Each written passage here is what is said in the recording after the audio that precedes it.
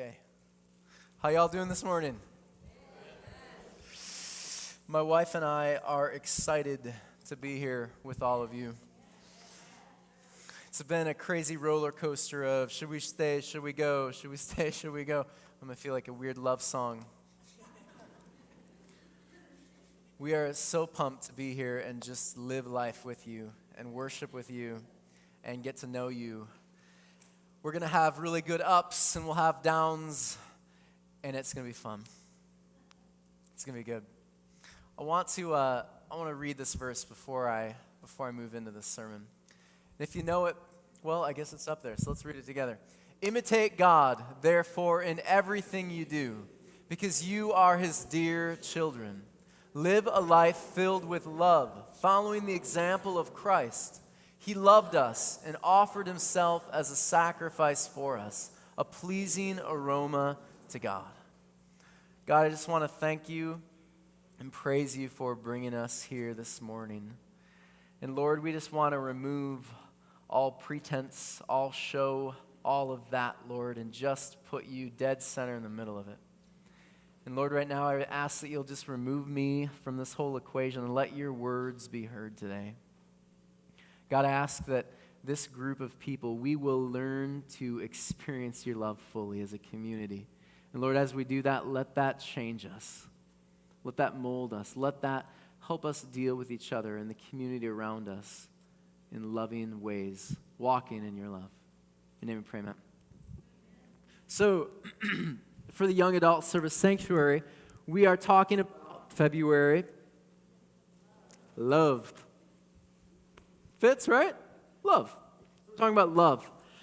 I like this verse, Ephesians 5, 1 and 2, because it starts with this idea, imitate God. And then we move into this concept of love, what it means to love. I don't know about you, but I experience periodically rough weeks. I don't know how many of you ever have moments in your workplace where things just go rough. You're at school, and all of a sudden you become the attention of the gossip or whatever.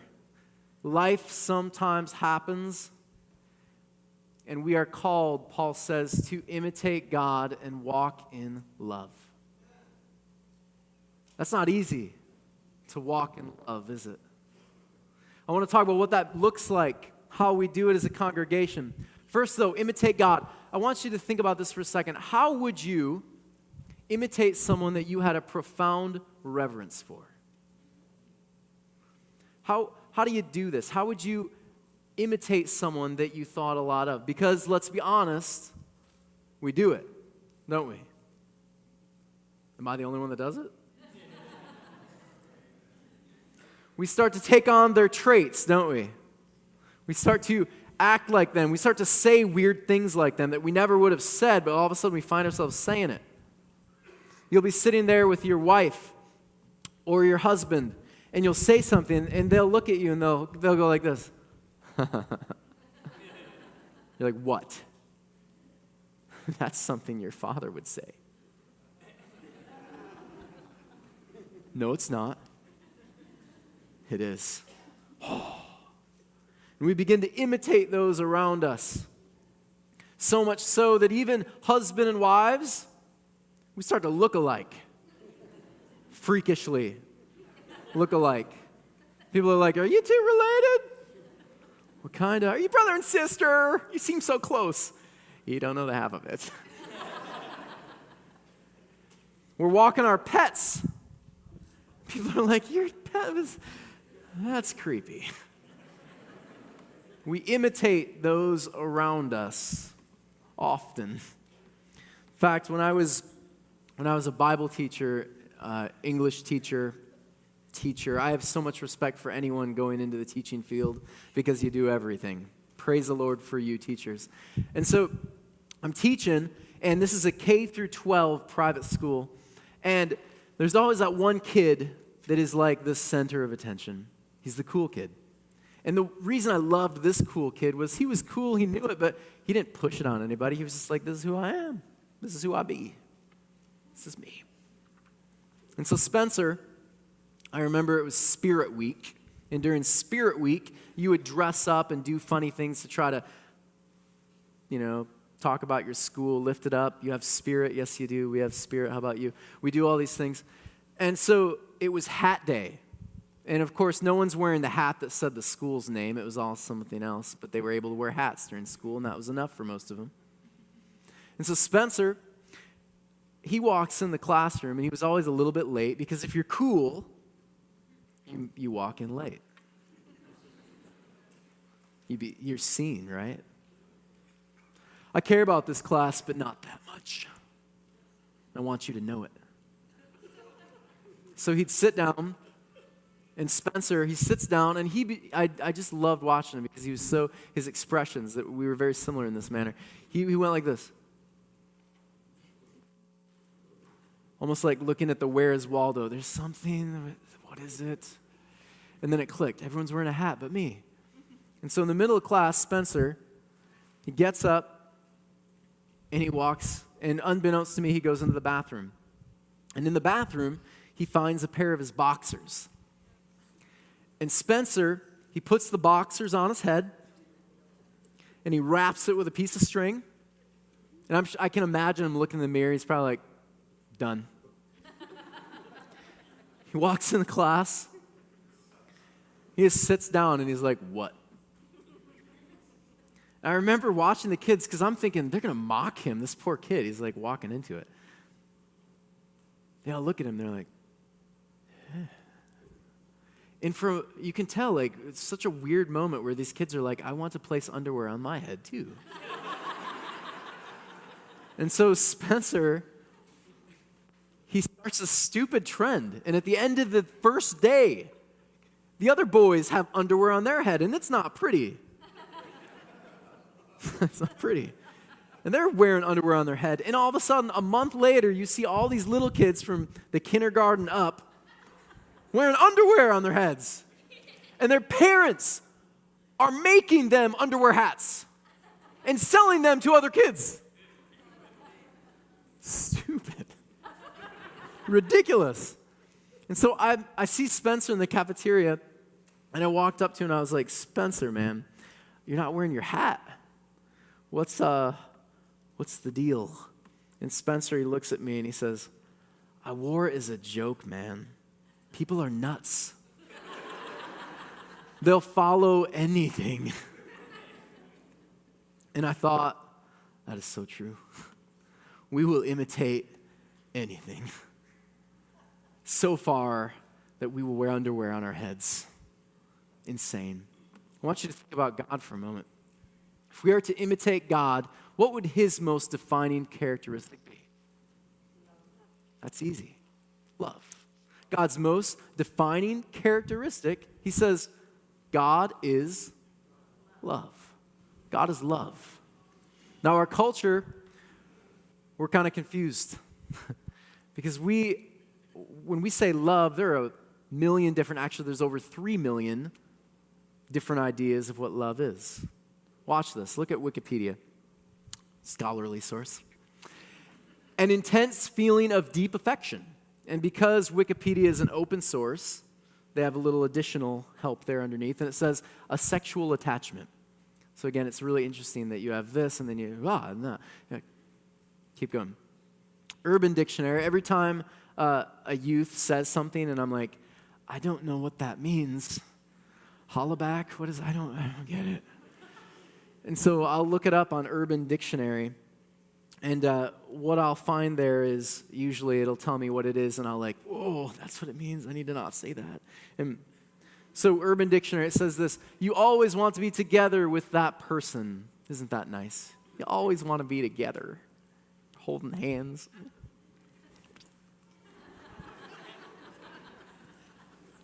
Next one.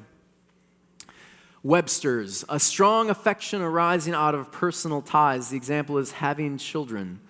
So you're together because you have kids.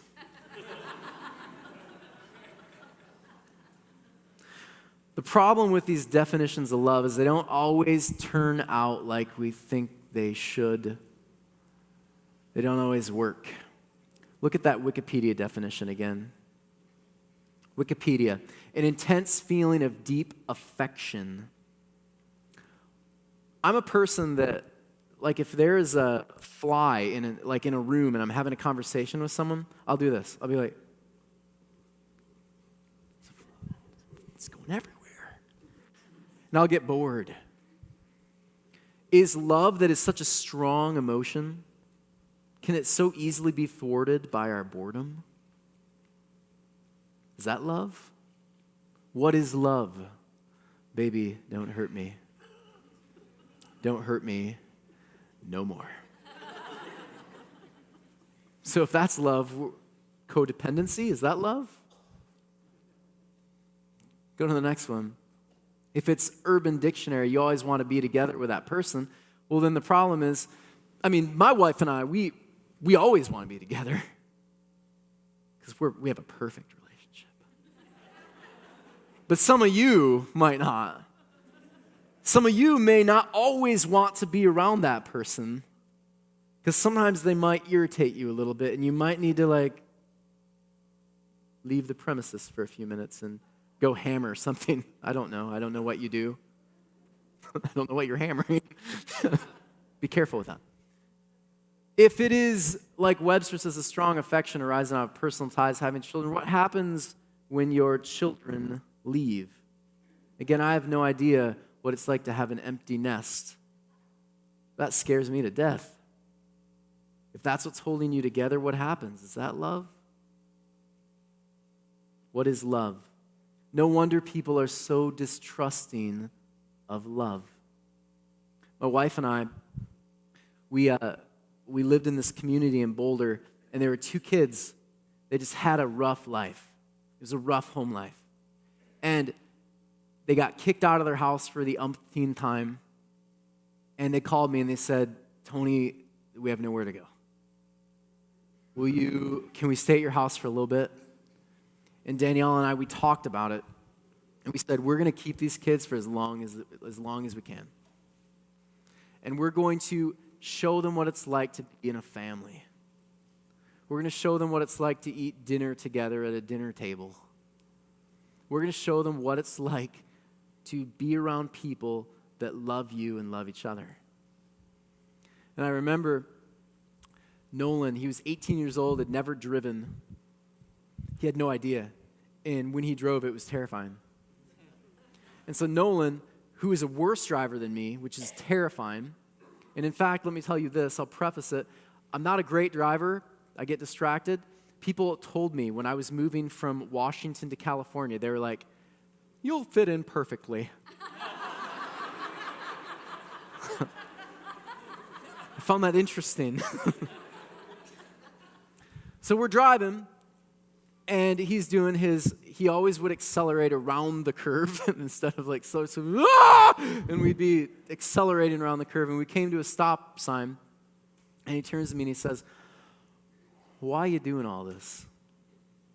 Why are you doing this for us? And the answer for me was easy. I didn't even have to think about it. I just said, man, we love you guys. And I'll never forget the look on his face. It was like this awkward, you what? You love us? It was heartbreaking. Because for Nolan, love was always associated with an angry dad at the end of the night after yelling at him or doing whatever. He'd say, oh, I'm so sorry. I love you guys. Love was confusing for him. And so when he heard someone say, I love you, there were other ideas and thoughts that came up that were not always so healthy.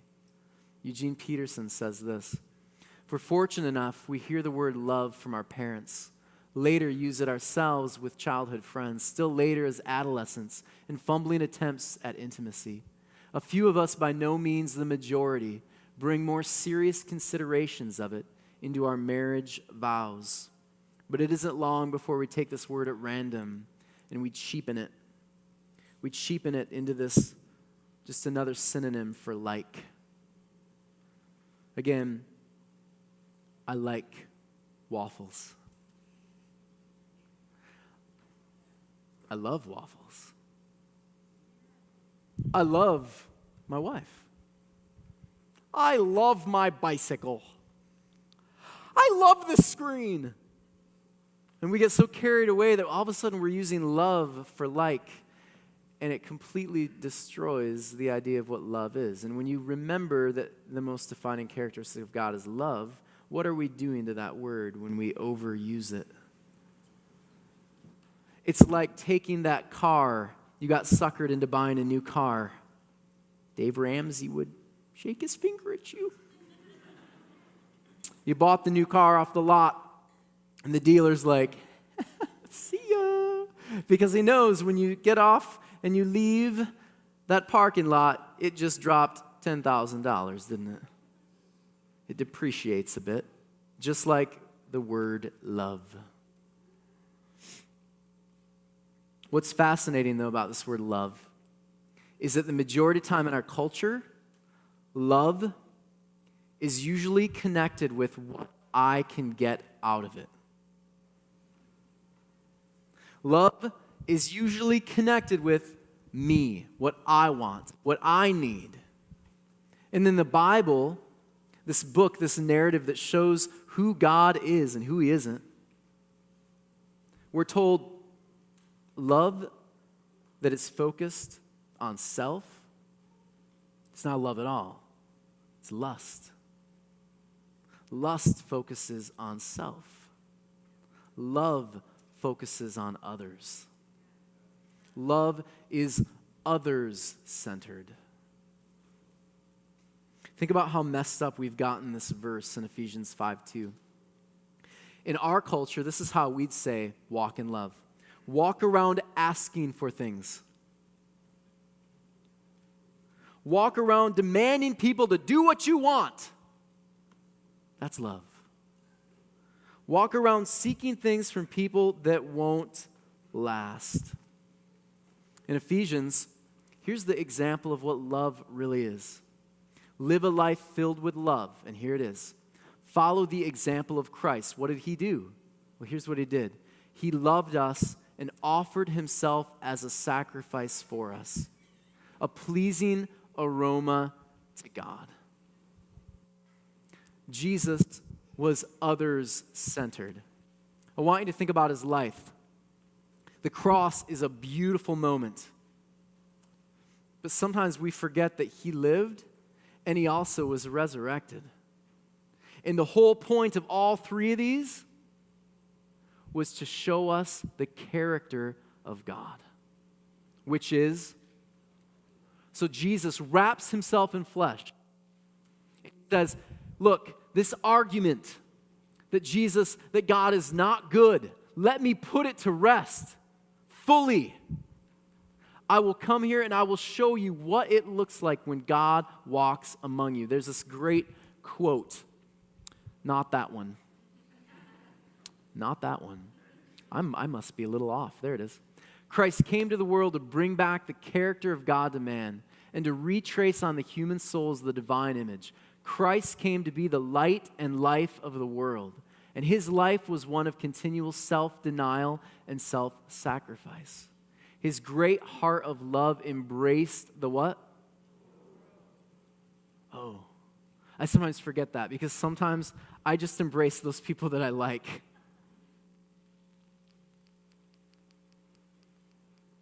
Jesus embraced the whole world. And He showed us what love looks like. His life, think about His life. He came to this world and showed us what God looks like. What does He do in His life? When He's walking amongst us, what is Jesus doing with His life? This is your chance to say something. He heals. What else does He do? Protect. He what? Feeds people. He hangs out with sinners. He restores people. He redeems them. He brings them back to life. He meets their needs. Jesus came to show who God is, what love looks like, and that is what love does. If your life is missing that, then I have to ask you the question, are you walking in love? Because if you're walking in love, people know it, and they want to be around you. I want to be that person. Next slide. I think this is kind of a cool quote. I just want to read it with you. Are you more aware of what this verse is commanding you to do? To imitate God and walk in love? Or are you more aware of what the verse says about who you are? A beloved child. When I ask people what the gospel message is, it's always really interesting. I spoke to a bunch of theology students not that long ago, and I said, "What is the gospel?" That's easy. It's the Sabbath. And then another guy's like, "No, it's not. It's this." And then all of a sudden you have 10 different gospels. And I stopped them there. I was like, well, isn't that interesting that no one in this room can agree on what the gospel is? And they weren't very excited about that. They didn't think that was funny. And I personally don't either. The gospel message is something that has already been done. The implications are that we are to walk in it. But the gospel message, what we should be giving to the world, is simple. God is love. He accepts you. He loves you. I've heard people say this before. That's a watered-down theology. Really? The most defining characteristic of God is watered down? That's water to you? That's the meat. If you're eating anything other than the meat, I'm sorry. You're missing it. Our lives should be surrounded, centered on God's love. And if they're not, what are we even doing here?